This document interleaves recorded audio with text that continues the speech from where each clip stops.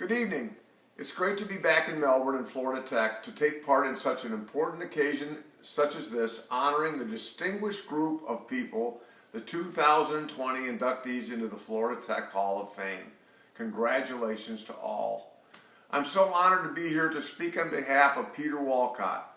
Before I do that, I would like to take a few minutes to congratulate Bill Juergens on a great career as the face of FIT athletics for almost 50 years. I would venture to say that one way or another, we're all here tonight because of Bill Juergens. As we all know, there is no one that has done more for a place and the people that make it up than Bill Juergens in Florida Tech. Quick story. I learned of the coaching job here at Florida Tech from my good friend Bob Vanatta, who at the time was the Sunshine State Conference Commissioner. Bob knew Bill very well and told me that Bill was not only a great athletic director, but an internationally famous rowing coach. Well, it just so happened that while at the University of Washington, I became a rowing groupie, as my two best friends were the men's and women's crew coaches at the University of Washington. Well, to make a long story short, Bill was way too busy to accept calls from Larry Brown and Dean Smith on my behalf, but didn't dare turn down calls from Dick Erickson and Bob Ernst from the University of Washington. The rest is history.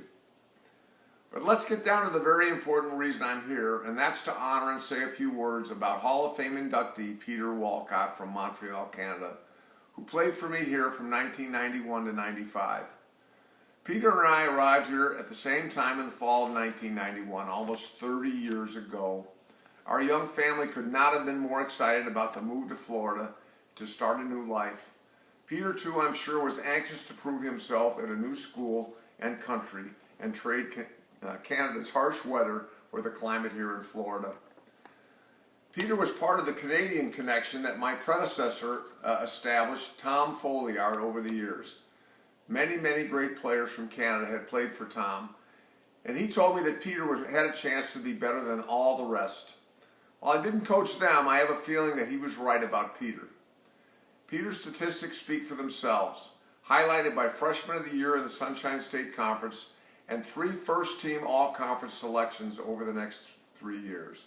But more importantly, our team constantly fought for the conference championship all 4 years Peter was here. His work ethic and leadership always played an important part in that success. As our starting point guard, he was our quarterback and the man we most relied on. He was a great teammate and made all of us better by sharing the ball with his unselfish play. I was fortunate to make several trips to Montreal while Peter was here and after to try to keep the Canadian connection going. I got to know and become close with Peter's family. I can tell you that they are the real reason Peter is here tonight. They were such a positive and great influence. They are awesome. I know some of them are here tonight and supporting Peter and to share in this highest honor. Finally, I would like to congratulate Peter myself and thank him for putting his trust in me for those 4 years. There's always a great bond between player and coach forged in the many hours of hard work and sacrifice and dedication. We couldn't have done it without you, Peter.